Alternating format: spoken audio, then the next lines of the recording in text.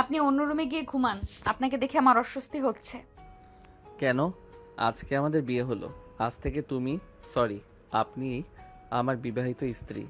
বিয়ের পর স্বামী স্ত্রীর কাছে আসবে, এটাই তো স্বাভাবিক। আমি এই বিয়ে মানি না, কখনো মানবও না। বয়সে ছোট একটা ছেলে আমার স্বামী, ভাবতেই জঘন্য অনুভূতি হচ্ছে আমার। বেরিয়ে যান আপনি রুম থেকে, নইলে আমি উল্টাপাল্টা কিছু করে বসবো। মায়ার এই কথা শোনার পর অভির আর কিছু বলার থাকে না। সে চুপচাপ রুম থেকে বেরিয়ে যায়। ঘটনা হলো, অভির সাথে মায়ার বিয়ে হওয়ার কথা ছিল না। মায়ার বিয়ে অভির বড় ভাইয়ের সাথে ঠিক হয়েছিল, কিন্তু বিয়ের কার্ড বিলি হয়ে যাওয়ার পর অভির বড় ভাই নেদারল্যান্ডে একটা চাকরি পেয়ে কাউকে না জানিয়ে চলে যায়। মান সম্মান বাঁচাতে অভির বাবা মায়াকে অভির বউ করে নিয়ে আসেন। পরের দিন সকালবেলা অভি আবার মায়ার খোঁজ নিতে রুমে আসে। মায়া, তুমি এখনো এত গম্ভীর মুখ করে বসে আছো? মনে হচ্ছে ঝড় শুধু তোমার একার উপর দিয়েই যাচ্ছে। অভি, তুমি কি শুরু করেছো? সকালটা শান্তিতে কাটাতে দাও আমাকে। শান্তি?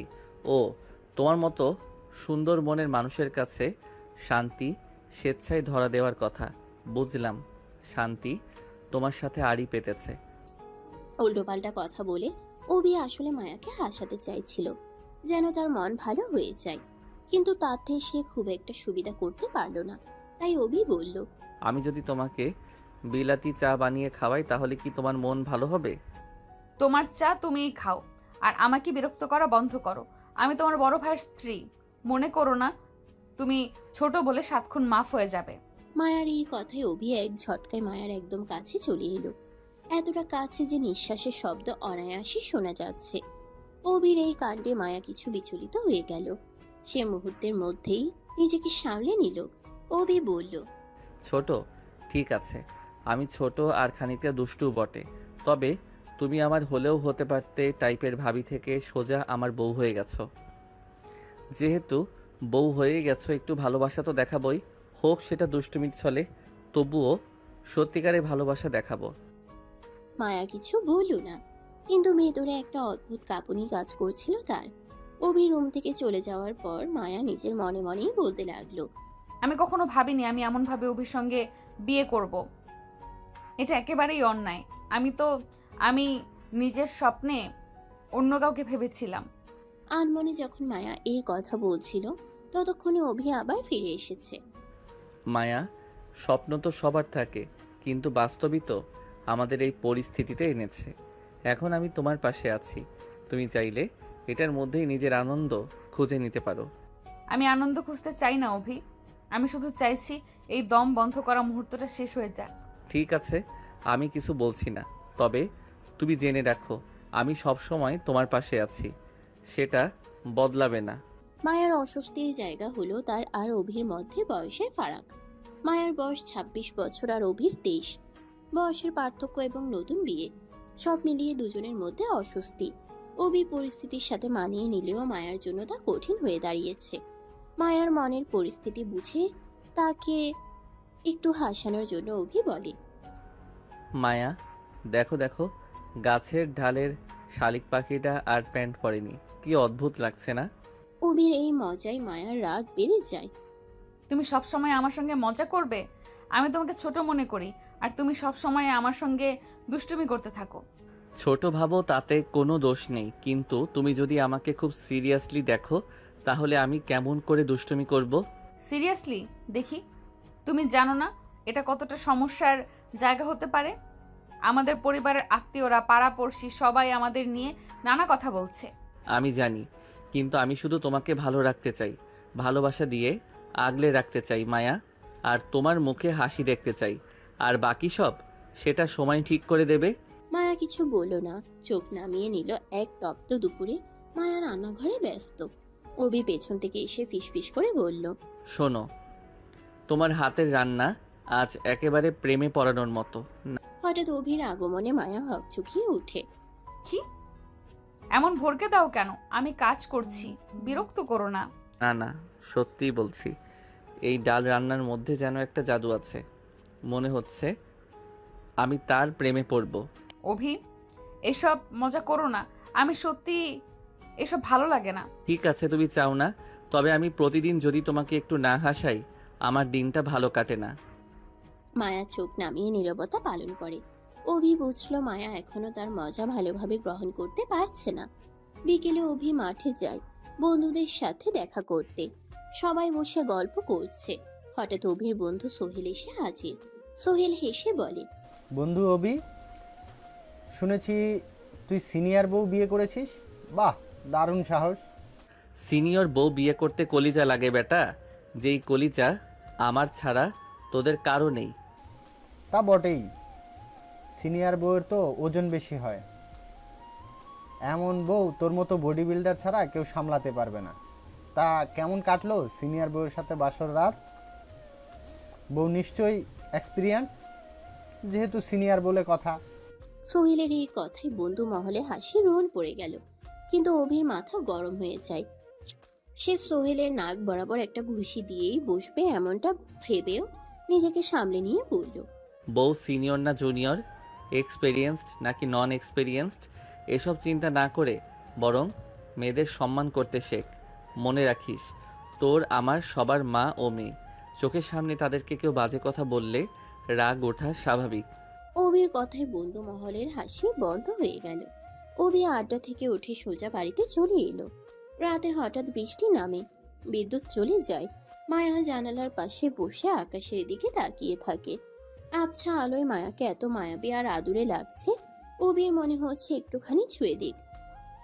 আমার মনে হচ্ছে মায়া বিষয়টা ভালোভাবে নেবে না। সে নিজেকে সামলে মায়ার সান্নিধ্যে এসে চুপচাপ মায়ের দিকে তাকিয়ে থাকে। বেশ কিছুক্ষণ কেটে যাবার পর মায়া অভিকে বলে, কি দেখছো এখানে? জীবনে কখনো মেয়ে মানুষ দেখোনি? দেখেছি, তবে তোমার মতো মায়াবী কাউকে দেখিনি। নিজের সীমানায় থাকো অভি, অতিরিক্ত কিছুই ভালো না। হয়তো, তবে আমি সত্যি তোমাকে ভালোবেসে ফেলেছি। ভালোবাসায় মত্ত হয়ে প্রেমের বীজ রোপণ করেছি। জানি একদিন ফুল ফুটবে আর ফলও ধরবে। আমার থেকে যত দূরে থাকবে ততই তোমার মঙ্গল। মায়া, আমি দূরে থাকতে পারছি না, আর তুমি বা এত দূরে থাকছো কেন? আমি কি এত খারাপ? না, কিন্তু আমি ভয় পাচ্ছি। আমাদের মধ্যে বয়স, অভিজ্ঞতা সবকিছু পার্থক্য তৈরি করছে। ভালোবাসা কি বয়স দেখে আসে? আমি সত্যিই তোমাকে ভালোবাসি মায়া, তুমি কি সেটা মানবে না? আমি আমি জানি না, আমার ভীষণ ভয় করছে। ভয় করবে না, আমরা একে অপরকে বুঝলে সব ঠিক হবে। মায়া চোখ নামিয়ে চুপ করে থাকে। অভি হাত চেপে ধরে ফিসফিস করে বলল, আমি দুষ্টুমি করি, খুচি দেই, হাসাই, তবে সব ভেতরে সত্যি ভালোবাসা। মায়া হেসে কণ্ঠ চাপা দিয়ে বলল, অভি, তুমি সত্যিই দুষ্টু স্বামী। আর তুমি আমার সিনিয়র বউ, একদিন সবাই বুঝবে ভালোবাসা বয়স দেখে হয় না। পরের দিন সকালে ঘরের উঠোনে সূর্যের হালকা আলো ছড়িয়ে পড়ে। অভি জানালার পাশে দাঁড়িয়ে মায়াকে দেখছে যে সে উঠানে ভেজা কাপড় শুকাতে দিচ্ছে। মায়া, তুমি কি জানো সকালে তোমার হাসি দেখতে পেলে দিনের শুরুটা একদম আলাদা হয়ে যায়। অভি, তুমি কি আবার সেই কথা বলছো? আমি চাই না সবাই তোমার এই হ্যাংলামি শুনে হাসুক। যারা হাসবে তাদের বলবো আমি তোমাকে নিয়ে খুব সিরিয়াস। তুমি যে আমার সিনিয়র বউ, সেটা আমার জন্য গর্বের বিষয়। সিনিয়র বউ? তুমি জানো বয়সের ফারাক কতটা বড় দেওয়াল তৈরি করছে আমাদের মধ্যে? আমি তোমাকে ছোট মনে করি আর তুমি সবসময় দুষ্টুমি করো। দুষ্টুমি? হ্যাঁ, আমি দুষ্টু, কিন্তু সেই দুষ্টুমিতেই আমার ভালোবাসায় লুকিয়ে আছে।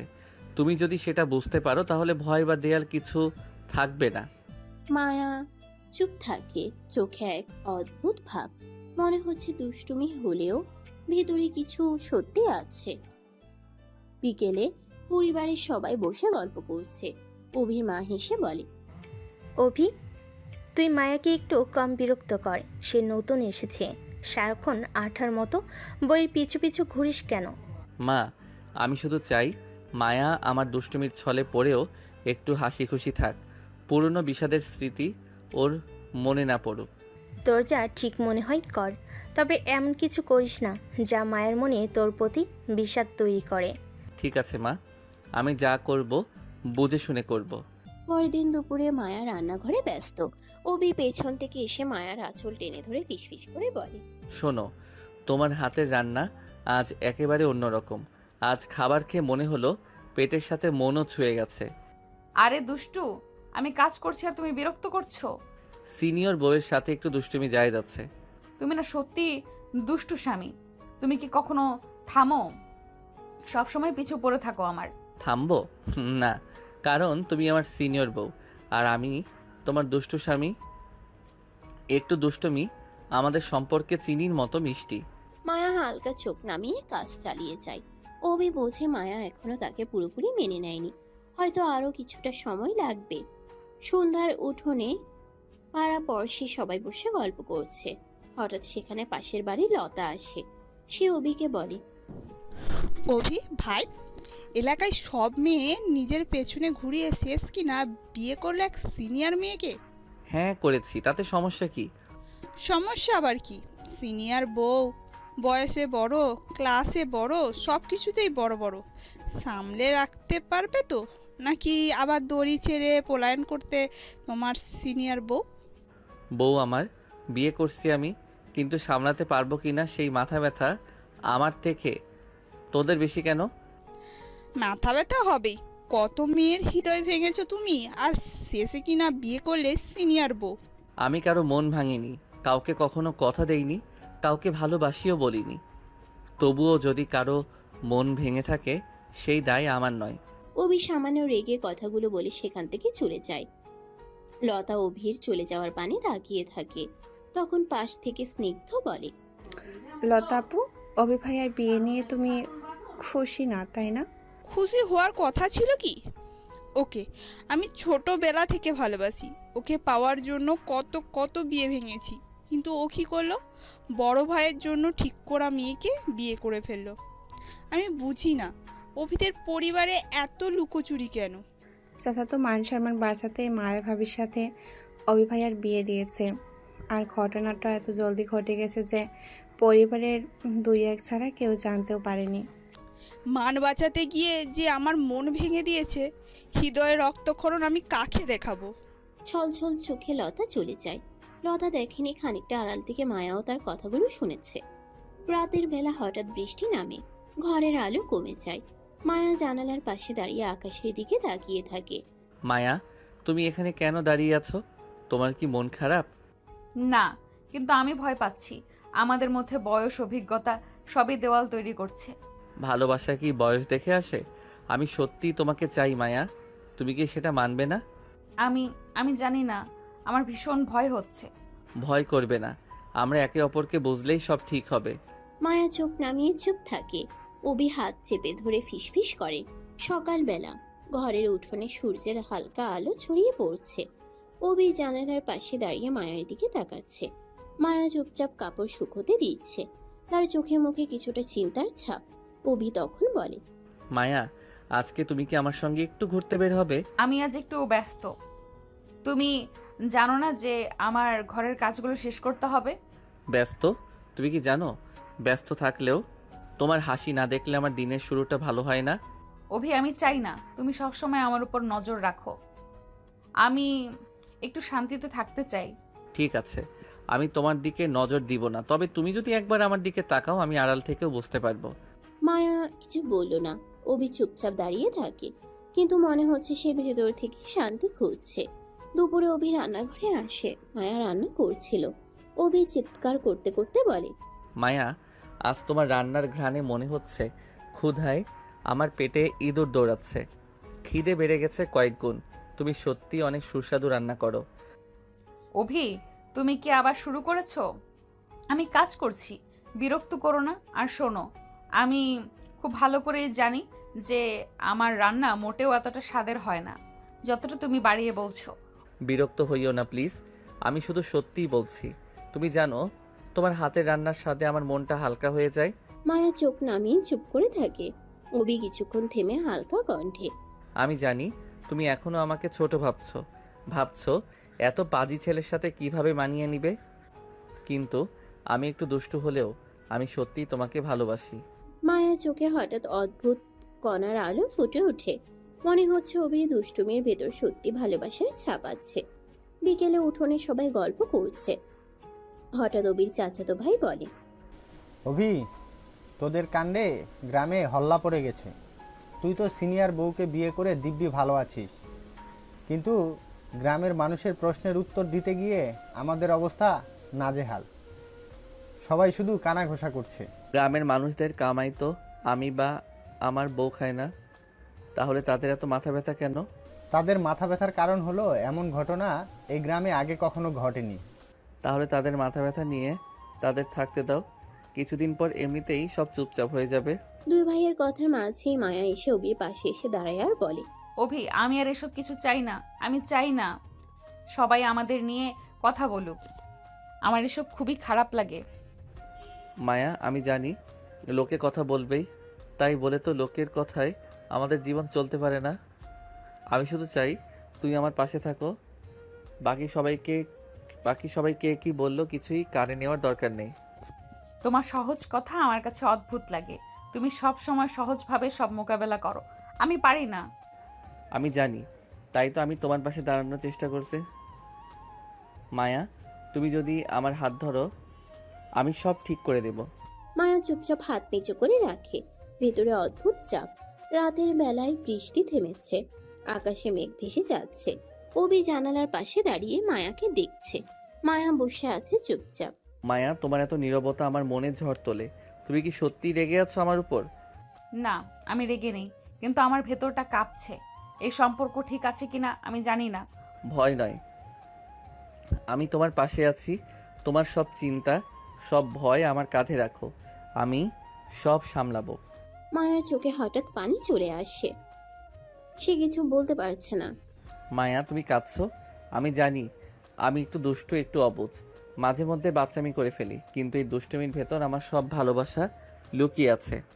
আমি চাই তুমি সেটা অনুভব করো। অভি, তুমি সত্যিই অনেক ভালো, কিন্তু আমি বুঝছি তোমার মধ্যে সত্যিই ভালোবাসা আছে। হ্যাঁ মায়া, তুমি যদি আমার পাশে থাকো সব ঠিক হয়ে যাবে, কোনো ভয় পেতে হবে না। মায়া ধীরে ধীরে মাথা বেঁধে হাত ধরে রাখে। অভি প্রথমবার সত্যিই তাকে সান্ত্বনা দিচ্ছে। মায়া, তুমি কি জানো তোমার নীরবতা আমার একটু ভালো লাগে না। কি হয়েছে? আমি কি আবার দুষ্টুমি করলাম? দুষ্টুমি?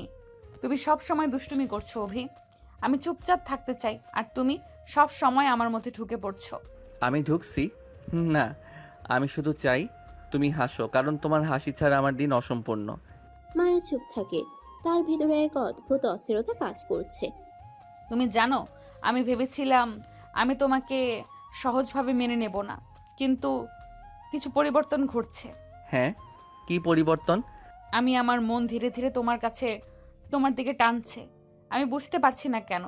কারণ আমি সত্যিই ভালোবাসি। তুমি যদি বিশ্বাস করো আমি সব ভয় দূরে সরিয়ে দেব, শুধু আমাকে হাত ধরা। মায়া এক মুহূর্ত দাঁড়িয়ে থাকে। ভেতরে কিছুটা শান্তি। সে ধীরে ধীরে তার হাত অবির হাতে রাখে। পরের দিন সকালে পরিবারের সবাই উঠোনে বসে চা খাচ্ছে। হঠাৎ চাচি হাসতে হাসতে বলে, মায়া, তুমি কি বুঝেছো অভি ছোট হলেও তার ভালোবাসা সত্যি? আমি জানি না, তবে তার দুষ্টুমি মাঝে মাঝে আমাকে হাসায়। মাঝে মধ্যে নয়, আমি সব সময় তোমাকে হাসাতে চাই। আমি শুধু তোমার মুখে হাসি চাই, বাকি সবাই কিছু বললে বলুক, সেটা আমার মাথায় নেওয়ার সময় নেই। তুমি দুষ্টু অভি, তবে আমি হয়তো বুঝতে পারছি তুমি সত্যি আমার পাশে থাকতে চাও। বিকেলে অভি মায়াকে নিয়ে উঠোনে হাঁটছে। হালকা হাওয়ায় মায়ার চুল দুলছে। মায়া, তুমি কি জানো তুমি আমার দুষ্টুমির কারণ? তুমি না থাকলে আমি এত হাসতে পারতাম না। হাসি? আমি মনে করি তুমি মাঝে মাঝে খুব বেশি দুষ্টুমি করে ফেলো। হ্যাঁ, করে ফেলি বটে, তবে এটাও আমার ভালোবাসার এক অংশ। তুমি যদি সেটা বুঝতে পারো আমরা আরও কাছে চলে আসব। মায়া চুপ থাকে। অভির চোখে সত্যি ভালোবাসা দেখতে পায়। ধীরে ধীরে তার মন নরম হতে শুরু করে। রাতের বেলা ঘরের জানালা খোলা। হঠাৎ হালকা হাওয়া বয়ে আসে। মায়া জানালার পাশে দাঁড়িয়ে আকাশের দিকে তাকায়। মায়া, তুমি আর কতদিন সত্যি আমাকে দূরে রাখবে? তুমি কি জানো আমি শুধু তোমার কাছে থাকতে চাই, তোমার আবেশ পেতে চাই, তোমার স্পর্শ পেতে চাই, চাই তোমার ভারী নিঃশ্বাস আমার বুকে এসে লাগুক। আমি ভেতরে ভেতরে ভীষণ দ্বন্দ্ব অনুভব করছি। বয়সের ফারাক, পরিবারের কথা সব মিলিয়ে আমি ভয় পাচ্ছি। ভয় করবে না, আমি সব সামলাবো, শুধু আমার পাশে থাকো। আমরা একে অপরকে বুঝবো আর সব দেয়াল ভেঙে যাবে। মায়ার চোখে পানি চলে আসে। সে কিছু বলতে পারছে না। অভি ধীরে তার মাথায় হাত রাখে। দেখছো, দুষ্টুমি করলেও আমি সব সময় চাই সত্যিকারে এই হাত ধরার মাধ্যমে তুমি আমার ভালোবাসা অনুভব করো। অভি, তোমার দুষ্টুমির ভেতর সত্যি ভালোবাসা আছে, আমি বুঝতে পারছি। তাহলে তুমি আমার পাশে থাকবে, তাই না? মায়া ধীরে হ্যাঁ বলে মাথা নাড়ে। অভি প্রথমবার সত্যিই তাকে সান্ত্বনা দিচ্ছে। তার হাত আরো শক্ত করে ধরে রেখেছে যেন কখনো আলগা না হয়ে যায়। পরদিন সকালে হঠাৎই মায়ের ফুপি আর ফুপাতো ভাই এসে হাজির হয় অভিদের বাড়িতে। অভির বাবা মায়ের সাথে সৌজন্যতা শেষে তারা মায়ার সাথে অভির রুমে এসে বসে। মায়ার ফুপি বলে, হায় হায়, কি পোড়া কপাল আমার ভাতিজির। আমার সুন্দর ভাতিজি এ কেমন সংসারে এসে পড়েছে। ফুপি কি শুরু করলে? চুপ করো। চুপ কেমন করে করবো রে মা? তোর বাপ আমার কথা না শুনেই আগে তোর বিয়ে ঠিক করলো ওই অভির বড় ভাইয়ের সাথে। ওই হতচ্ছাড়া তো আমার ভাতিজির মূল্য বুঝলই না। বিয়ের কার্ড বিলি হয়ে যাবার পর সে পালাইছে। কত বড় হারামজাদা হলে এমন করতে পারে? প্লিজ ফুপি, এসব কথা বলো না, আমার শুনতে ভালো লাগে না। মারে, তোর কপাল দেখে আমার খুবই কষ্ট লাগে। এখন তুই কিভাবে মানিয়ে থাকবি এই বাড়িতে? বয়সে ছোট ছেলের সাথে কিভাবে মানিয়ে নিবি? আমি জানি না ফুপি, আমি কিচ্ছু জানি না। আমার কোনো কিছুই ভালো লাগে না। তোর বাপকে কত করে বললাম মায়াকে আমায় দিয়ে দাও, আমি মায়াকে চোখের মণি করে রাখবো, মেয়ের মতো আদর করে রাখবো, কিন্তু তোর বাপে শুনলো না। ফুপি, এই বাড়ির মানুষ এতটাও খারাপ না। খারাপ ভালোর এখনো কি দেখেছিস মা? যে পরিবার ছেলের মত না নিয়ে বিয়ে ঠিক করে তারা আর কত ভালো আমার জানা আছে। যদি তারা ছেলের মতামতে প্রাধান্য দিত, ছেলের পছন্দ বুঝতো, তাহলে আজকে তোর এই গতি হতো না। বড় ছেলের বদলে ছোট ছেলেকে বিয়ে করে এই বাড়িতে আসতে হতো না। ফুপির এই কথায় মায়া কি বলবে বুঝতে পারছে না। ফুপি মায়ার আরেকটু কাজ ঘেঁষে বসে বলল, শোন মা, তোকে কষ্ট করে এই বাড়িতে মানিয়ে নিতে হবে না। তুই শুধু আমাকে একবার বল, বাকি সব আমি বুঝে নিব। মানে? মানে হলো, তুই যদি রাজি থাকিস তাহলে তোকে আমি এখান থেকে নিয়ে যাব, আর আমার ছেলের বউ করে আমার বাড়িতে মেয়ের মতো আদর করে রাখবো তোকে। তুই শুধু একবার রাজি হয়ে যা। কিন্তু এটা কিভাবে সম্ভব? আমার তো অভির সাথে বিয়ে হয়ে গেছে। তাতে কি, আমি তোকে নিয়ে গিয়ে নিজের বাড়িতে রাখবো। কাজী ডেকে আগে অভির সাথে তোর ডিভোর্স করাবো, তারপর আমার ছেলে তুহিনের সাথে তোর বিয়ে দিয়ে দেবো। এসব কি বলছো? যা বলছি ঠিকই বলছি। তুই শুধু একবার আমার কথায় রাজি হয়ে যা, বাকি সব আমি সামলে নেব। কিন্তু মায়ের কথা শেষ হওয়ার আগেই তুহিন এগিয়ে আসে। সে বলে, কোনো কিন্তু নেই মায়া, আমি সেই ছোটবেলা থেকে পছন্দ করি। তোমার একটা বিয়ে হয়েছে, তুমি তোমার স্বামীর সাথে রাত কাটিয়েছ, তাতে আমার কোনো সমস্যা নেই, আমি সব মেনে নিব। তুহিনের কথায় মায়ের মেজাজ খারাপ হয়ে গেল। সে বলল, তুহিন ভাই, সাবধানে কথা বলো। কি সব বাজে কথা বলছো তুমি? বাজে কথা কোথায় বললাম? বিয়ে হয়েছে তোমার স্বামীর সাথে, রাত কাটাতেই পারো, যেহেতু একই রুমে থাকো। তবে আমার এসবে কোনো সমস্যা নেই। কিন্তু আমার সমস্যা আছে। কি সমস্যা? আমার সমস্যা তোমার নিচু মন মানসিকতায়। তুমি ভাবলে কি করে যে আমি অভির সাথে রাত কাটিয়েছি? বাহারে, রাত কাটাতেই পারো, যেহেতু তোমাদের বিয়ে হয়েছে, একই ঘরে একই খাটে থাকছো, তাহলে তো এটা স্বাভাবিক। না, স্বাভাবিক নয়। আমি এখনো অভিকে মেনেই নিতে পারি না। সেখানে এসব করা তো আমি ভাবতেও পারি না। তাহলে তো কোনো সমস্যাই রইলো না। তুমি তো এখনো ভার্জিন আছো, আমি তো নেচে নেচে তোমায় বিয়ে করতে রাজি। কিন্তু আমি রাজি না। তোমার জঘন্য রুচির মানুষকে কখনোই বিয়ে করব না। মায়া, মেয়েদের এত জেদ ভালো না। ভালোই ভালো আমার প্রস্তাবে রাজি হয়ে যাও, নাহলে এর ফল ভালো হবে না। তোমার যা মন চায় করে নাও, আমি রাজি হব না। আহ তুই থাম, এভাবে মেয়েটাকে প্রেশার দিস না। ও নিশ্চয়ই রাজি হবে আর অভিকেও ডিভোর্স দেবে, তাই না রে মা মায়া? মায়া মুখ ঘুরিয়ে নিল। এমন সময় অভিও ঘরের ভেতরে প্রবেশ করে।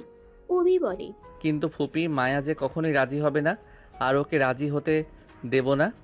অভির গলার স্বরে ফুপ্পি, তুহিন, মায়া সকলেই চমকে উঠে। মায়া বলে উঠে, অভি তুমি? হ্যাঁ আমি। অনেকক্ষণ এসেছি, দরজার পাশে দাঁড়িয়ে তোমাদের কথা শুনছিলাম। আড়াল থেকে আড়ি পেতে কথা শোনা ম্যানান্ডার্সদের কাজ, তুমি কি সেটা জানো না? জানি ফুপি, কিন্তু আপনি কি জানেন না একজন বিবাহিত মেয়ে ডিভোর্সের ফোর্স করা ম্যানারলেসদের কাজ? মাকে ম্যানারলেস বলায় তুহিন রেগে যায়। সে বলে, মুখ সামলে কথা বলো অভি, তুমি কোন সাহসে আমার মাকে ম্যানারলেস বলছো? ঠিক যেই সাহসে আপনার মা আমার বউকে কুবুদ্ধি দিচ্ছে আমাকে ডিভোর্স দেওয়ার, সেই সাহসে। আর তোমার মতো ক্যারেক্টারলেসের সাথে কথা বলতে আমার বমি আসছে। অভি, এবার অতিরিক্ত হচ্ছে। অতিরিক্ত আপনারা অনেক আগেই করে ফেলেছেন। এবার সম্মানে আমার বাড়ি থেকে বেরিয়ে যান, নইলে আমি আমার ব্যবহার খারাপ করতে বাধ্য হব। মায়া শুধু বোকার মতো পরিস্থিতি দেখছে, কিছু বলতে পারছে না।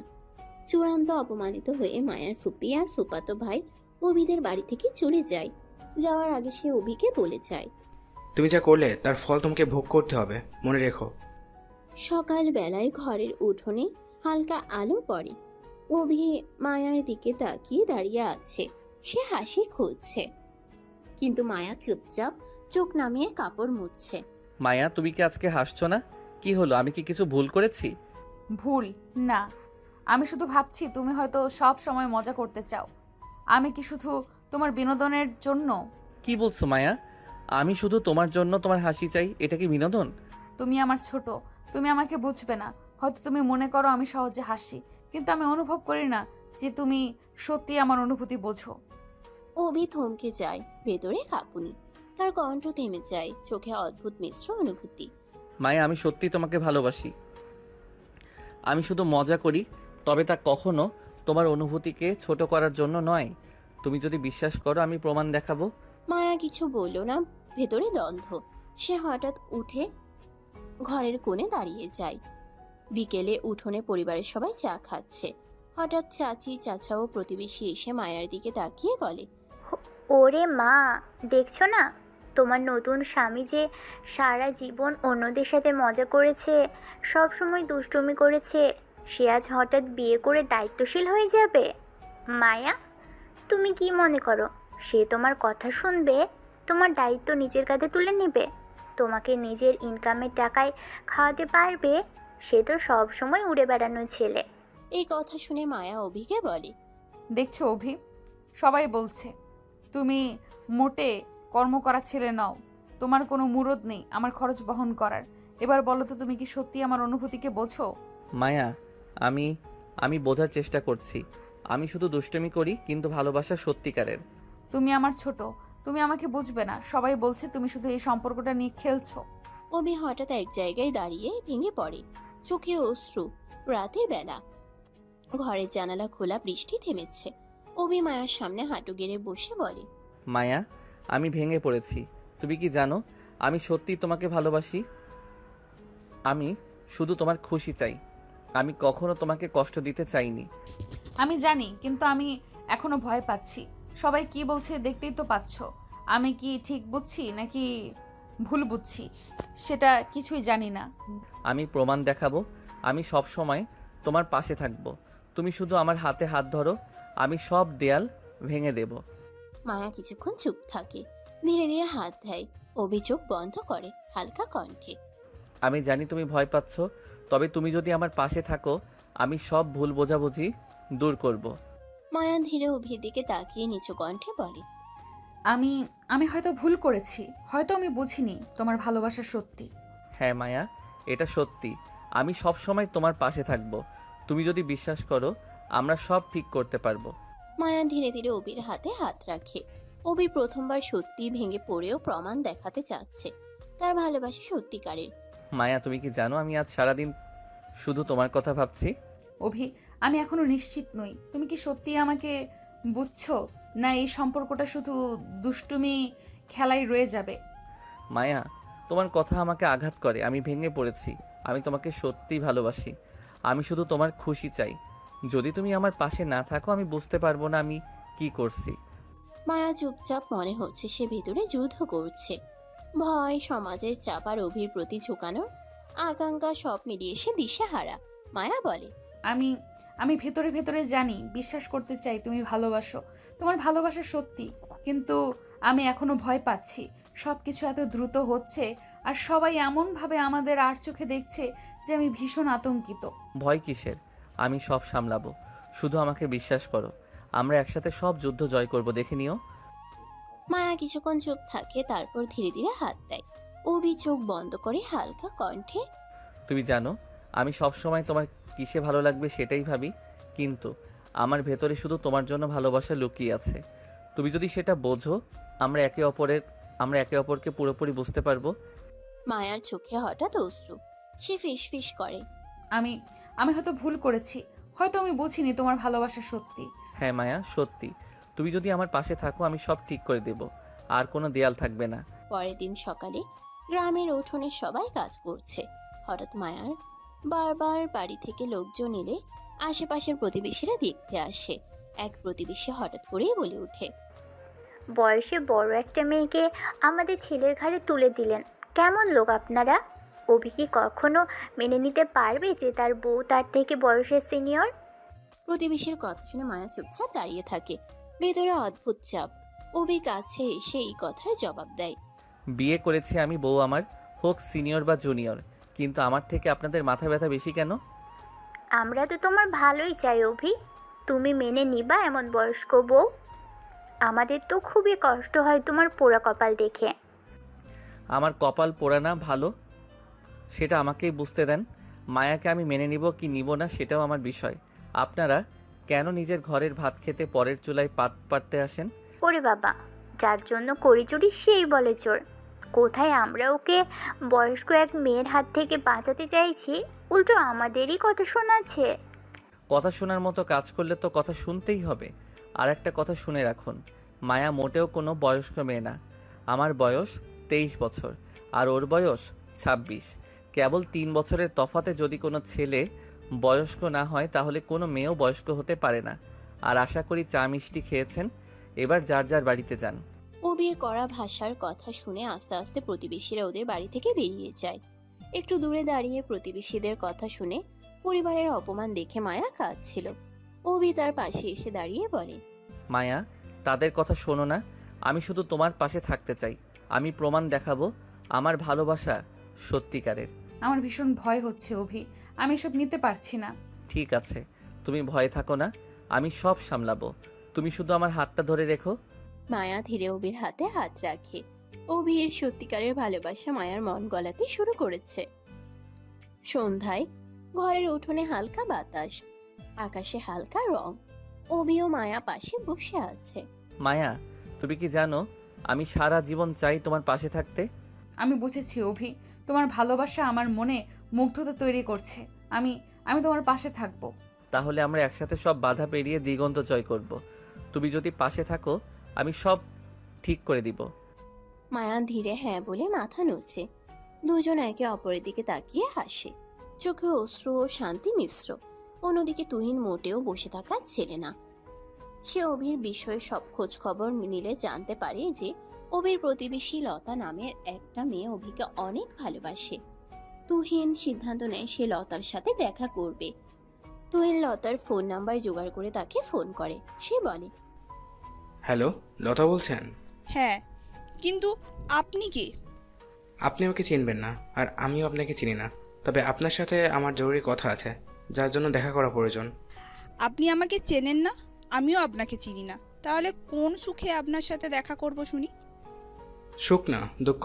দুঃখে দেখা করবেন। কি বলছেন যাতা? যা তা বলছি না, প্লিজ একবার দেখা করুন, সব জানতে পারবেন।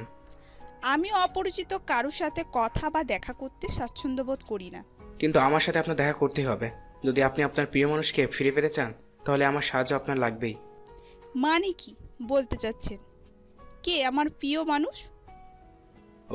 অভিকে পেতে চান তো তাহলে আমার সাথে দেখা করুন। আপনি অভিকে কিভাবে চেনেন আর অভি আমার প্রিয় মানুষ আপনাকে কে বলেছে? এত প্রশ্নের উত্তর তো ম্যাডাম ফোনে দিতে পারবো না, সেই জন্য দেখা করতে হবে। কখন, কোথায় আসতে হবে? আগামীকাল বিকেল 5টায় উজান ব্রিজের পাশে মনোবিলাস নামের একটা রেস্টুরেন্ট আছে, সেখানে চলে আসবেন ঠিক বিকাল 5টায়। সময়টা মনে রাখবেন। কথা শেষ করে তুহিন ফোন কেটে দিল। এদিকে লতা ভাবতে থাকে কে এই লোক, কি চাই তার কাছে, অভির ব্যাপারে কিভাবে জানলো। যাই হোক, পরের দিন বিকেল 5টায় লতা পৌঁছে যায় মনবিলাস রেস্টুরেন্টে। সে রেস্টুরেন্টে ঢুকে দেখতে পায় কোনার টেবিলে একটা সুন্দর দেখতে সানগ্লাস পরা একটা ছেলে বসে চা পান করছে। সে ফোন বের করে গতকাল ফোন আসা নাম্বারে কল করতেই টেবিলে বসে থাকা ছেলেটার মোবাইল বেজে ওঠে। লতা সেদিকে এগিয়ে যায়। লতা বলে, আপনি গতকাল ফোন করেছিলেন? আপনি লতা? জি। বসুন প্লিজ। লতা চুপচাপ সামনের টেবিলে বসে পড়ে। তুহিন ততক্ষণে চোখের সানগ্লাস খুলে ফেলল। তুহিনকে দেখে লতা ছোট্ট মতো একটা ধাক্কা খেলো। এত সুন্দর ছেলে তো অনেকদিন দেখেনি। তুহিনও লতাকে দেখে কিছুটা চমকেছে, কারণ লতা মেয়েটা সুন্দরী বটে। তুহিন বলে, আপনার মতো সুন্দরী মেয়ে সকাল বিকাল চোখের সামনে দেখেও অভি মায়াকে কিভাবে বিয়ে করে ফেললো? আপনি কি ওদের বিয়ে ইতিহাস জানেন না? জানি, অবশ্যই জানি, বরং খুব ভালো করেই জানি। আপনি আসলে কে বলুন তো? আপনি জানলে হয়তো অবাক হতে পারেন। আমি আসলে মায়ের ফুফাতো ভাই। অনেকদিন দেশের বাইরে ছিলাম, কিছুদিন আগে ছুটিতে দেশে এসেছি। ও, তা আমার কাছে কি চান? হেল্প চাই। আমি কিভাবে আপনাকে সাহায্য করব? আমি নিজেই বেঁচে আছি। যেন সবসময় বেঁচে থাকেন সেই ব্যবস্থা করতেই আমি আপনাকে সাহায্য করব, আর আপনিও আমাকে সাহায্য করবেন। বুঝলাম না আপনার কথা। দেখুন, আপনি অভিকে ভালোবাসেন আর আমি মায়াকে ভালোবাসি। মায়ের কি আপনার সাথে প্রেম ছিল? প্রেম থাকার পরও সে অভিকে বিয়ে করলো কেন? না না, প্রেম নয়, আমি মায়াকে পছন্দ করি, ওকে আমার চাই। ওর পরিবারে বারবার প্রস্তাব পাঠানোর পরও মায়ার বাবা রাজি হয়নি আমার সাথে বিয়ে দিতে। কেন? আত্মীয়ের সাথে আত্মীয়তা করা মায়ের বাবা পছন্দ করেন না, তাই তিনি আমাকে বারবার ফিরিয়ে দিয়েছেন। কিন্তু এখন আমি মায়াকে ফিরে পেতে চাই। সেটা কিভাবে সম্ভব? মায়ের অভির তো বিয়ে হয়ে গেছে। তাতে কি, বিয়ে যেমন হয় ডিভোর্সও তেমন হয়, আর সেই জন্য আমার আপনার সাহায্য প্রয়োজন। আমি কিভাবে সাহায্য করতে পারি? আপনি অভিকে ডিস্ট্র্যাক্ট করার চেষ্টা করুন, তাকে আপনার ভালোবাসা প্রকাশ করুন, আপনার দিকে টান তৈরি করার চেষ্টা করুন। একই সাথে মায়ের সাথে সখ্যতা গড়ে তুলুন। মায়াকে অভির বিষয়ে বাজে মন্তব্য করুন। মায়ের সামনে অভিকে চরিত্রহীন প্রকাশ করুন। এতে কি কাজ হবে? হবে, অবশ্যই হবে, কাজ হতেই হবে। কি পারবেন না? পারবো কিনা জানি না, তবে চেষ্টা করতে ছাড়বো না। কথাবার্তা শেষ করে তুহিন আর লতা যার যার বাড়িতে ফিরে যায়। পরের দিন সকালে লতা আসে মায়ার সাথে দেখা করার জন্য। আমি ভেতরে আসতে পারি? আপনি? আমি লতা, পাশের বাসা থাকি। আপনি তো রুম থেকে খুব কম বের হন, তাই আমাকে ছেড়েন না। ও বসুন না, দাঁড়িয়ে আছেন কেন? ভাবলাম যেহেতু আপনি আমাদের ভাবি হয়েই গেছেন, তাহলে পরিচিত হতে চলেই আসি। পাশাপাশি বাড়ি, অথচ পরিচয় না থাকলে কিভাবে হয় বলুন? হ্যাঁ, তা তো বটেই। আপনি বসুন, আপনি আপনার জন্য খাবার কিছু নিয়ে আসি। আপনি লিকার চা খাবেন নাকি দুধ চা? অভির তো দুধ চা পছন্দ, ওর মতো আমারও দুধ চা পছন্দ। মায়া একটু চমকালো। সে অভিকে চা বানিয়ে দেয় ঠিকই, কিন্তু অভির যে দুধ চা পছন্দ তা সে জানতো না। মায়া রুমের বাইরে গিয়ে চা নাস্তা নিয়ে ফিরে আসে। চা ভালো আছে।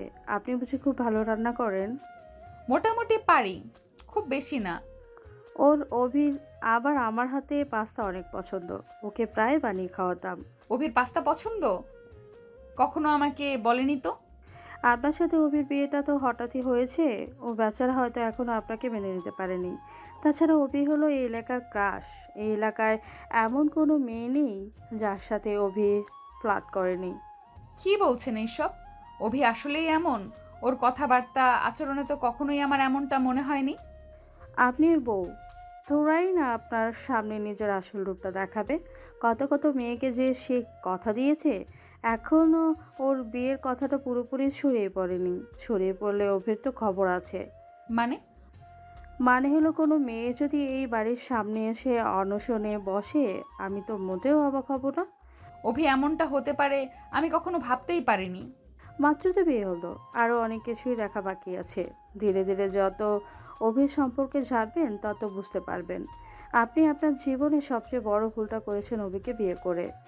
নিজের কথাগুলো বলা শেষ হলে লতা চলে যায়।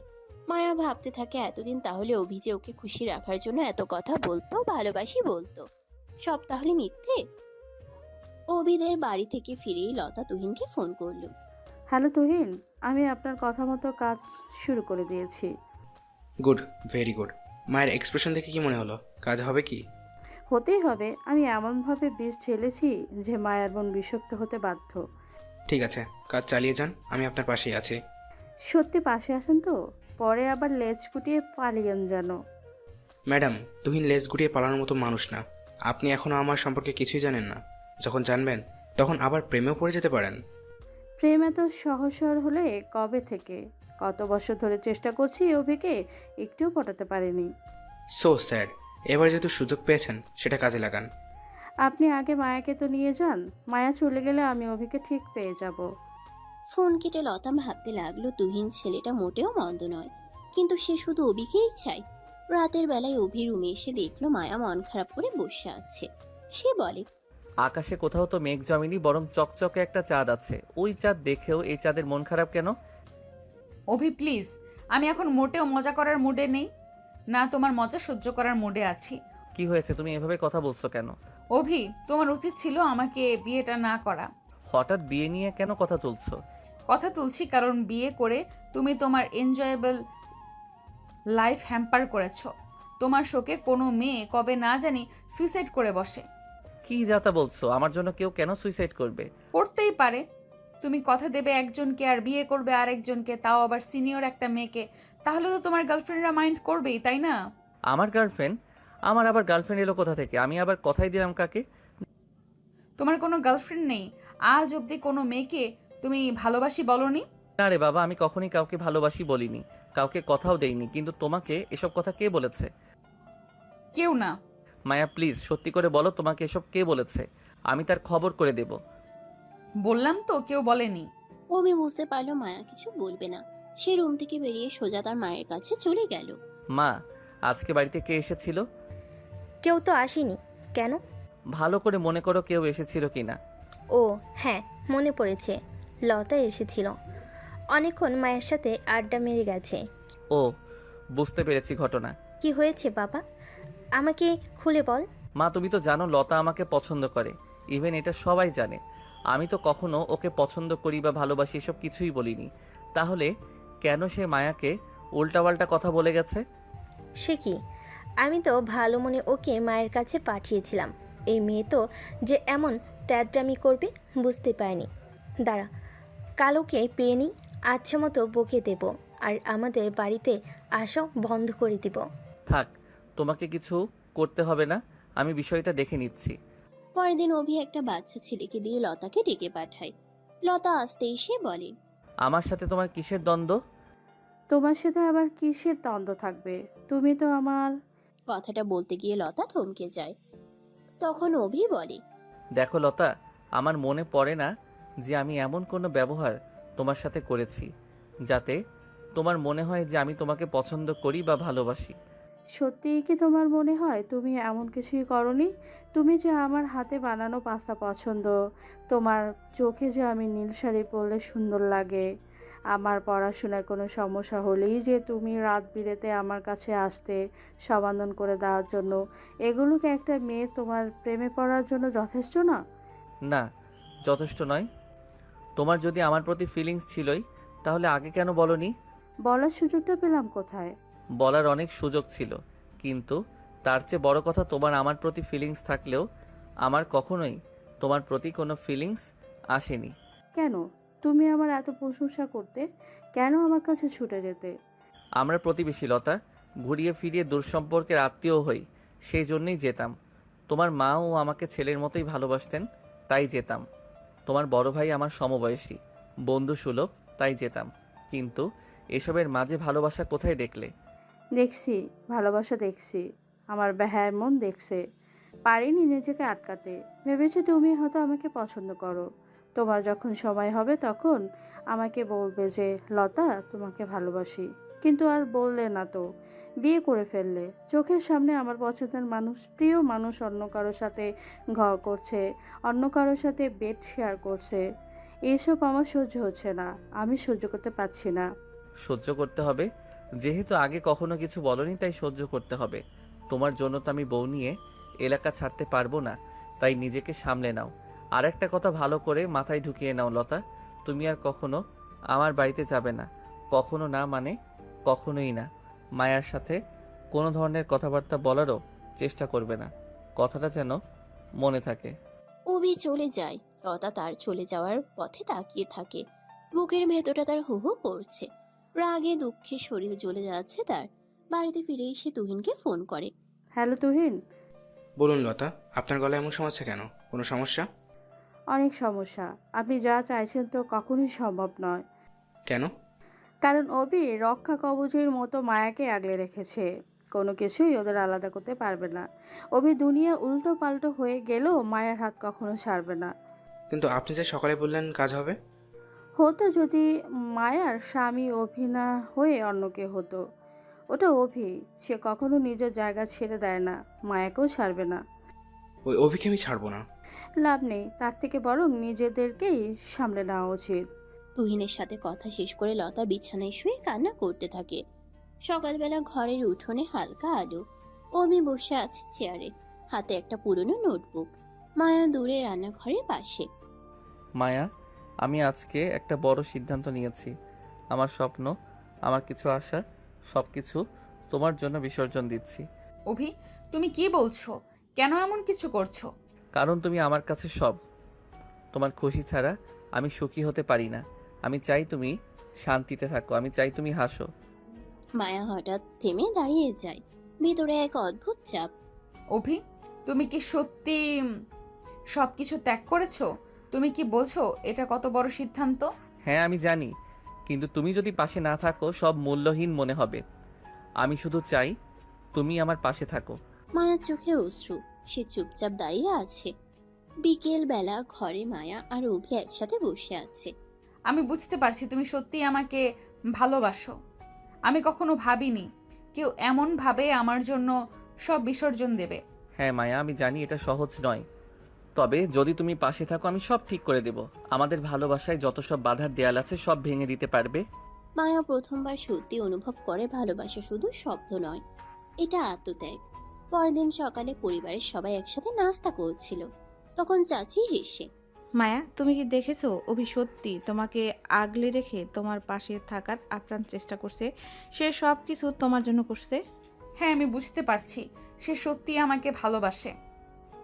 তোমরা দুজন এভাবেই সারা জীবন কাছাকাছি পাশাপাশি থেকো। জীবনের ঝড় আসবে, সেই ঝড় কাটিয়ে জীবনের পথগুলো আমাদের পাড়ি দিতে হয়। সকল ঝড় ঝাপটা সয়ে নিয়ে স্বামী স্ত্রী একে অপরের পাশে থাকতে হয়। স্বামী স্ত্রীর বন্ধন আল্লাহর তৈরি একটি বন্ধন। এই বন্ধনকে কখনোই অবহেলা অসম্মান করতে নেই, তাহলে আল্লাহ নারাজ হন। চাচি, আমি চেষ্টা করবো অভিকে মেনে নিতে। আমার সাথে একটু সময় প্রয়োজন। যেহেতু তোমাদের সম্পর্কটা হঠাৎই হয়ে গেছে, কোনো আয়োজন ছাড়াই, আবার তোমরা একে অপরকে বোঝার সময়টুকুও পাওনি, সেহেতু একটু সময় লাগবেই। তবে আমার বিশ্বাস তোমরা একদিন খুব ভালো থাকবে, একে অপরের পরিপূরক হবে। চাচির কথায় মায়া কিছু বলে না। ততক্ষণে সেখানে অভি চলে এসেছে। সে বলে, আপনি চিন্তা করবেন না চাচি, আমি সব সময় মায়ার পাশে ছায়ার মতো আছি, আর আমি সব সময় থাকব। পরিবারের সবাই দেখে ধীরে ধীরে তারা তাদের সম্পর্কে শান্তি অনুভব করছে। সন্ধ্যায় বৃষ্টি থেমেছে, আকাশে মৃদু আলো। মায়া ও অভি একসাথে চা খাচ্ছে। চায়ের কাপ নামিয়ে মায়া বলে, অভি, আমি তোমাকে হারাতে চাই না। আমি চাই তুমি সব সময় পাশে থাকো। মায়া, আমি কখনো তোমাকে ছাড়বো না। তুমি যদি পাশে থাকো সব ভালোবাসা সত্যি হয়ে যাবে, আমাদের সুন্দর একটা সংসার হবে। মায়া ধীরে ধীরে মাথা নিচু করে, চোখে অশ্রু। অভি তার হাত শক্ত করে ধরে। দুজন একে অপরের দিকে তাকিয়ে হাসে, মন শান্তি আর ভালোবাসায় ভরে। রাতের বেলা অভি মায়া পাশে বসে ঘরে জানালা দিয়ে পূর্ণিমার চাঁদ দেখছে। মায়া তখন বলে, অভি, তুমি কি সত্যি আর ঢাকা যাবে না? না, আর ঢাকায় যাব না। জেলা শহরের কলেজ থেকেই মাস্টার্স করব, তারপর একটা ব্যবসা শুরু করব, আর সব সময় তোমার কাছাকাছি থাকব। তুমি আমার জন্য এত ভালো ক্যারিয়ার ছেড়ে দিবে? দেব, কারণ আমি তোমার জন্য সব করতে পারি। আমি আজ ভাবছি তুমি আমার জন্য কত বড় ত্যাগ করছো। আমি কখনো সত্যিই বুঝিনি তুমি আমার পাশে এভাবে থাকবে। মায়া, আমি সব সময় বলেছি তুমি ছাড়া আমার সুখ অসম্পূর্ণ। তুমি যদি পাশে থাকো আমি সব কিছু করতে পারি। মায়া হাত ধরে অভির দিকে তাকায়। আমি চাই না তুমি কখনো হারিয়ে যাও বা আমাকে ভুল বোঝো। আমি চাই সব সময় আমার পাশে থাকো অভি। আমি তোমাকে সত্যিই ভালোবাসতে শুরু করেছি। সত্যি মায়া, তুমি জানো না আমি আজ কত আনন্দিত। তোমার ভালোবাসা আমাকে ধন্য করেছে। মনে হচ্ছে আমি আনন্দে পাগল হয়ে যাব। মনে হচ্ছে ওই চাঁদটা আমি হাতে পেয়ে গেছি। আমি সব সময় তোমার পাশে থাকবো মায়া, সব সময়, সারা জীবন। জীবনের প্রতিটা মুহূর্ত তুমি হাত বাড়ালেই আমাকে পাবে। মায়া হেসে কণ্ঠ চাপা দিয়ে চোখে পানি, হৃদয় আনন্দে ভরে। পরদিন সকালে অভির মা আসে মায়ার কাছে। মায়া মা, কি করছো? কিছু না আম্মু, এই কাপড় গোছাচ্ছি। মায়া, তুমি শুধু আমাদের ছেলের বউ নও, তুমি আমাদের মেয়ে। আমি জানি আমার আর অভির বিয়েটা আমি জানি তোমার আর অভির বিয়েটা একটা কাকতালীয় ঘটনা, কিন্তু কাকতালীয় হলেও ঘটনাটা যেহেতু ঘটে গেছে আর অভিও তোমাকে মন থেকে মেনে নিয়েছে, আমি চাই তোমরা দুজন সুখে থাকো, ভালো থাকো। আসলে মা হওয়ার কথা ছিল একজনের, বউ হয়ে গেছে আরেকজনের বউ। সিনিয়র হয়ে জুনিয়রকে বিয়ে করতে হয়েছে। আমার মনটা মানিয়ে নিতে একটু সময় নিচ্ছে। তবে আমি শুধু এইটুকু বলতে পারি যে আমি চেষ্টা করছি। আমার বড় ছেলে যা করেছে তাতে লজ্জায় আমার তোমার সামনে মুখ দেখানোর উপায় নেই। এমন শিক্ষা আমি আমার ছেলেদের দেইনি। কিন্তু আমার বড় ছেলে আমার শিক্ষার মান রাখেনি। ওকে আর কখনোই আমি এই বাড়িতে ফিরতে দেব না। যে ছেলের মা বাবা সম্মান, পরিবারের সম্মানের চেয়ে ক্যারিয়ার বড়, সেই ছেলেকে আমি আর কখনোই আমার বাড়ির ত্রিসীমানায় আসতে দেব না। তোমার শ্বশুর আব্বুকে বলবো সব সম্পত্তি অভির নামে লিখে দিতে, যেন আর কখনোই আমার তেদর বড় এই বাড়িতে পা রাখার সাহস না পাই। যে ছেলে নিজের মা বাবার সম্মানের চিন্তা নেই, সে ছেলে মা বাবার সম্পত্তি পাবারও কোনো অধিকার নেই। মায়া কি বলবে বুঝে পায় না। আবার অভির মা বলেন, দেখো মায়া, আমার অভি সবসময় সব পরিস্থিতিতে তোমার পাশে থাকবে। তোমাকে ভালো রাখার জন্য সে সব কিছু করছে। তুমি আমাদের উপর বিশ্বাস রাখো। আমার অভি কখনো তোমার সাথে কোনো অন্যায় হতে দেবে না, আর সে নিজেও কোনো অন্যায় করবে না। অভির মা কথাগুলো বলে চলে গেলেন। মায়া তার চলে যাওয়ার পানে তাকিয়ে থাকে। মায়ার অদ্ভুত লাগে মাঝে মধ্যে যে এত ভালো একটা পরিবার, দুটি ছেলের জন্ম, একজন অনেক ভালো তো আরেকজন আস্ত একটা শয়তান। পরের সকালে অভির মায়ের ফোনে একটা অপরিচিত নাম্বার থেকে ফোন আসে। অভির মা ফোন রিসিভ করেন। হ্যালো, কে? কেমন আছো?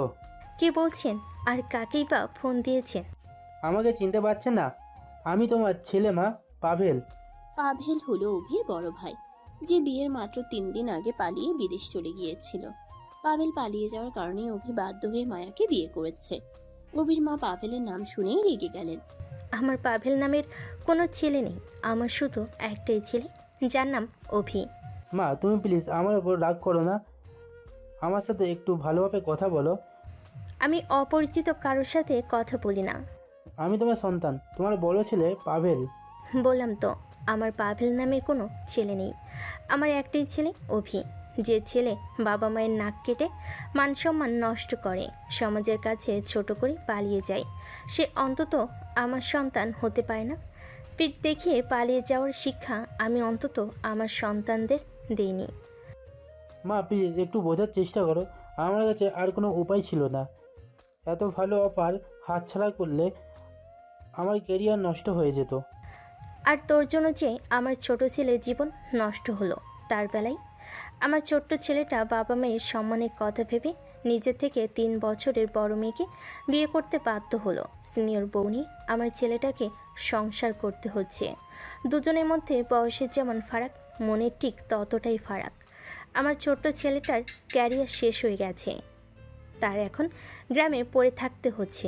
আর তুই নিজের ক্যারিয়ারের কথা বলছিস, তোর লজ্জা করে না?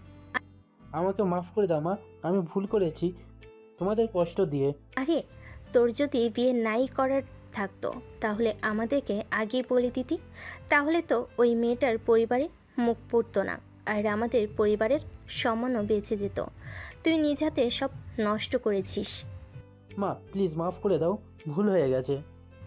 কিছু কিছু ভুল কখনো শোধরানোর যায় না পাভেল, এই ভুলটাও শোধরানো যাবে না। তুই আর কখনো আমাকে ফোন করবি না। আমার জন্য, আমার স্বামীর জন্য তুই মৃত। ফোন কেটে দিলেন অভির মা। মায়াকে তিনি অভির পাশে অনেক কষ্টে মেনে নিয়েছেন।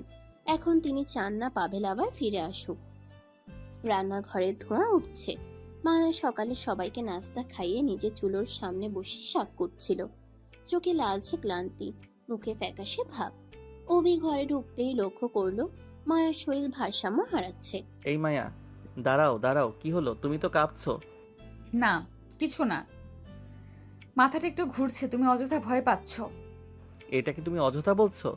তোমার মুখটা আয়নায় দেখেছো? একদম ফ্যাকাশে। অভি তাড়াতাড়ি গ্লাসে পানি এনে মায়ের হাতে দিল। মায়া পানি খেয়ে বলে, আমি ঠিক আছি অভি, শুধু একটু ক্লান্তি ছাড়া আর কিছু না। ক্লান্তি? সকাল থেকে এক ফোঁটা খাবার না খেয়ে তুমি কাজ করছো, কখনো নিজের কথা ভাবো? তোমরা সবাই খেয়ে নিয়েছো? আমার আর কি দরকার? অভির বুক মোচড় দিয়ে উঠল। সে কাছে গিয়ে নিচু স্বরে বলল, শোনো, তুমি যদি নিজেকে শেষ করে ফেলো আমি বাঁচবো কি দিয়ে? অভি, কথা শেষ হওয়ার আগেই মায়া ঢলে পড়ল। অভি চিৎকার করে সবাইকে ডাকতে লাগলো। মা, বাবা, কেউ আসো, মায়া অজ্ঞান হয়ে গেছে। ঘরে হইচই পড়ে গেল। পরিবারের সবাই ছুটে এলো, কিন্তু অভি এক মুহূর্তও দেরি করলো না। মায়াকে কোলে তুলে বাইরে বেরিয়ে গেল হাসপাতালের উদ্দেশ্যে। হাসপাতালে মায়া স্ট্রেচারে শুয়ে ডাক্তার পরীক্ষা করছে। অভি দরজার বাইরে পায়চারি করছে, চোখ লাল হয়ে আছে। বেশি কিছু হয়নি, শরীর খুব দুর্বল হয়ে গেছে, পুষ্টিকর খাবার আর বিশ্রাম দরকার। আমি কতবার বলেছি ওকে কাজ কম করতে, খাবার ঠিক মতো খেতে। ডাক্তার সাহেব, আজকে কি এখানে রাখা যাবে? হ্যাঁ, আজকে ভর্তি রাখাই ভালো। অভি কেবিনের ভিতরে গিয়ে মায়ার হাত ধরে বসে পড়ল। কেন এভাবে নিজেকে কষ্ট দাও তুমি? তুমি ভেবেছো আমি তোমার প্রতি খেয়াল রাখি না? আমি তো সব সময় তোমার দিকেই তাকিয়ে থাকি। পরিবারের জন্যই তো সব করি। আমার কি আলাদা কোনো চাওয়া আছে? আমার জন্য চাইবে না? তুমি কি জানো না তুমি ছাড়া আমি অর্ধেক মানুষও নই? মায়া তাকিয়ে থাকলো, কোনো উত্তর দিল না। চোখ ভিজে উঠল। রাত 9টা বাজে। অভির মোবাইল বারবার বেজে উঠছে। বন্ধুদের কল।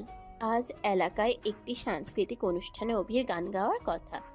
তার জন্যই পুরো প্রোগ্রামের হাইপ তৈরি হয়েছিল। অভি, তুই আসছিস না? তুই ছাড়া গানটা অসম্ভব। পুরো মাঠ ভর্তি দর্শক, সবাই তোকে চায়। আমার জায়গা আজ এখানে। মায়া অসুস্থ, ওর পাশে না থাকলে আমি নিজেকেই বিশ্বাসঘাতক মনে করব। তোমরা সামলাও। ফোন কেটে অভি মায়ার দিকে তাকালো। আমার স্বপ্ন পরেও পূরণ হতে পারে, কিন্তু মায়া তুমি একটাই। মায়া আধো ঘুমে চোখ খুলল। অভিকে বসে থাকতে দেখে অবাক হলো। তুমি অনুষ্ঠানে গেলে না কেন? আমি জানি এটা তোমার স্বপ্ন। স্বপ্ন তো পরে ধরা দিবে, কিন্তু তুমি যদি না থাকো স্বপ্নকে কে দেখে?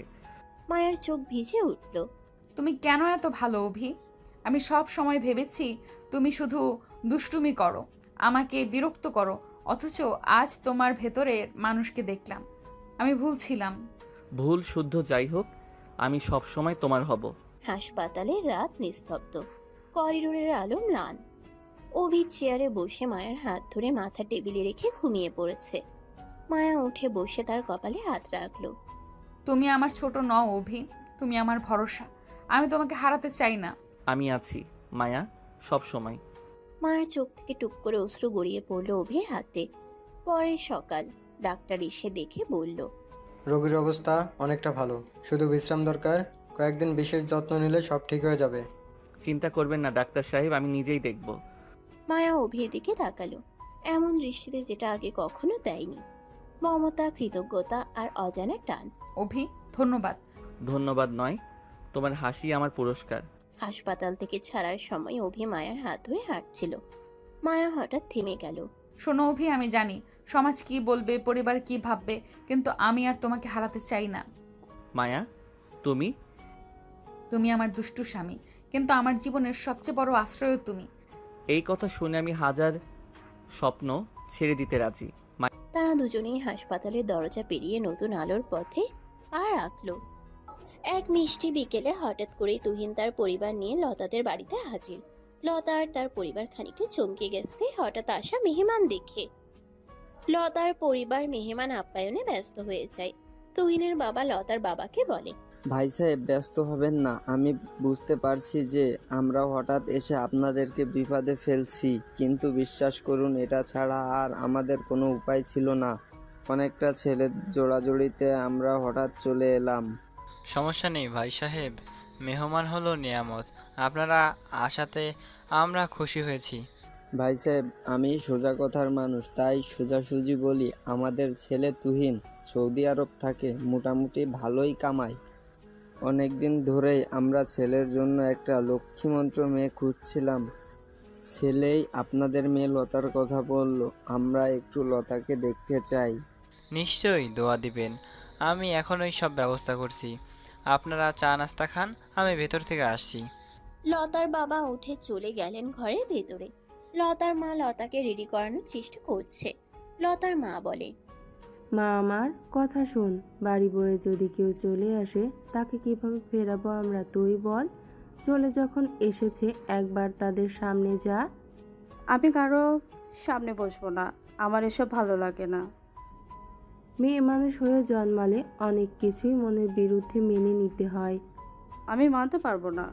আর তোমাদেরই বা আমাকে বিদায় করার এত তাড়া কেন?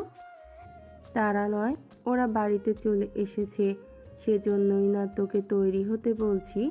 নইলে এতদিন কি কেউ তোকে দেখতে আসতে পেরেছে? কারো সামনে বসতে বলেছি তোকে? এমন সময় লতার বাবা ঘরে ঢুকলেন। তিনি বললেন, কি ব্যাপার লতার মা, মেয়েকে তাড়াতাড়ি তৈরি করো। লতা অসহায় দৃষ্টিতে বাবার দিকে তাকায়। মারে এমন করিস না, ঘরে বই আসা মেহমানকে তো অপমান করতে পারি না। আর কেউ দেখতে এলে বিয়ে হয়ে যায় না, বিয়ে হয় লাখ কথায়।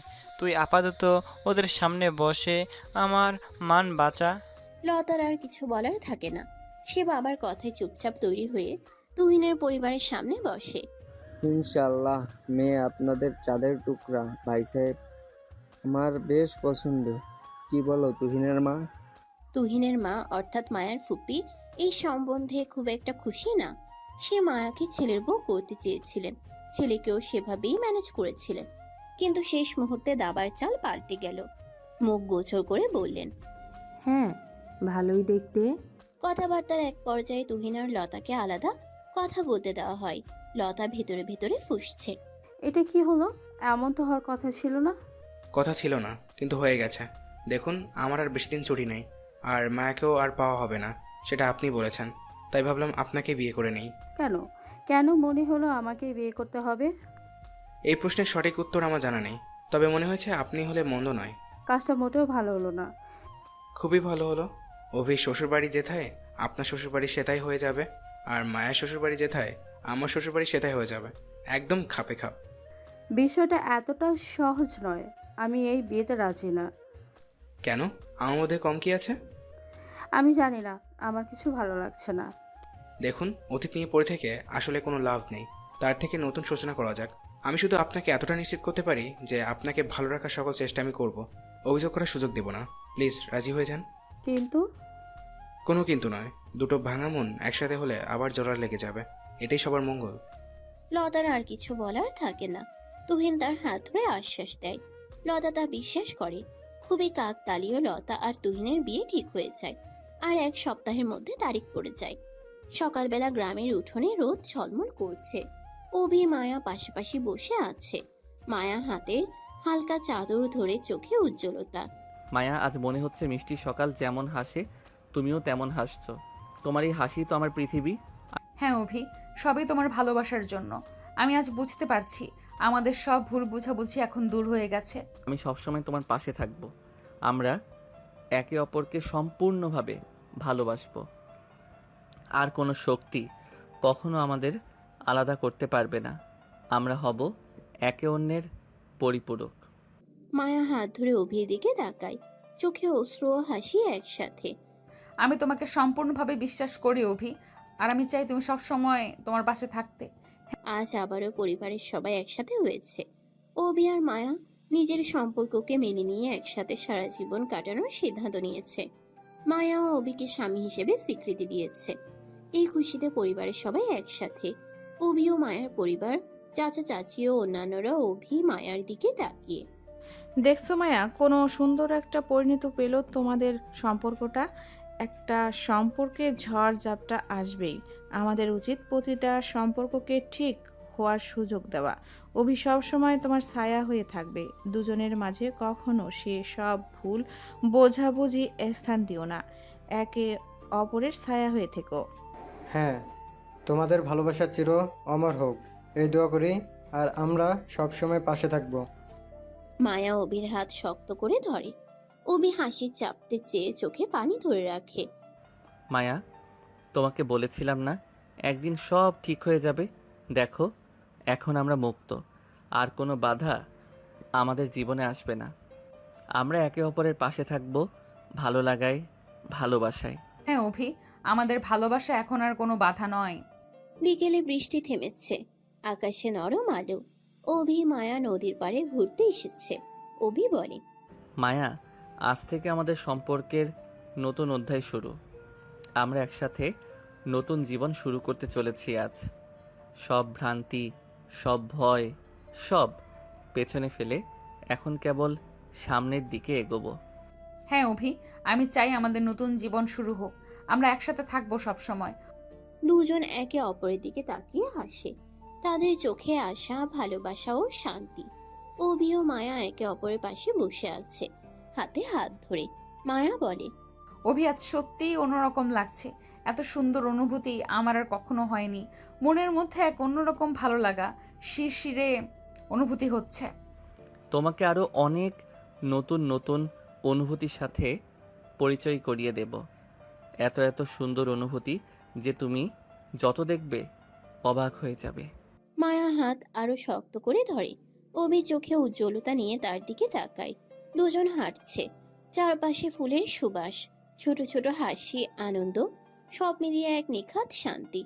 অভি, আমি এখন বুঝতে পারছি সত্যিকারের ভালোবাসা মানে একে অপরকে বোঝা এবং পাশে থাকা। আমি কখনো চাই না তুমি ভুল করেও কখনো আমার থেকে দূরে সরে যাও।